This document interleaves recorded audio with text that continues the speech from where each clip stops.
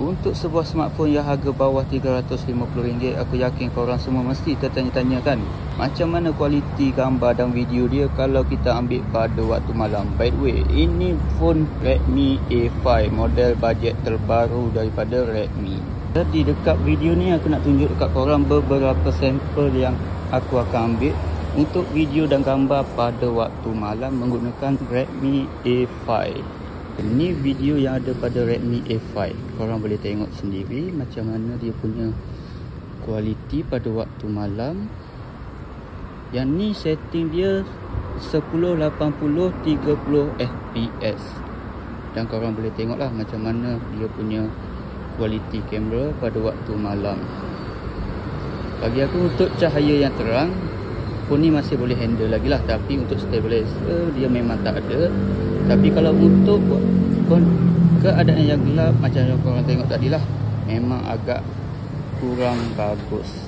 Okay, dan untuk foto pula, korang boleh on dan off kan dia punya HDR setting dia lah.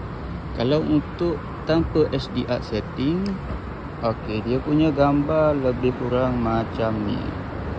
Okay, korang boleh tengok dia punya detail dapat ke tak dapat. Dan kalau kita on kan dia punya HDR setting, okey, hasil dia akan jadi macam ni. Bagi aku tak ada apa-apa perbezaan sangat lah. Korang boleh tengok antara kedua gambar ni lebih kurang sahaja.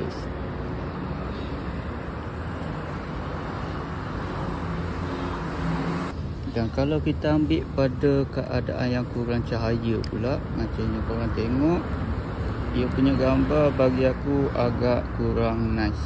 Dia punya noise tu terlalu banyak. Kalau kita on kan HDR pun, bagi aku dia punya kualiti agak sama jugalah.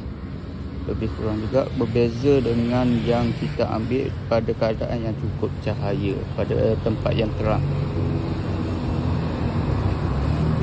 Okay, jadi kesimpulan dia, untuk kamera dan video pada waktu malam, phone ni dah dikira bagus lah untuk bajet RM350 dan ke bawah. Jadi apa pendapat korang? Cuba komen.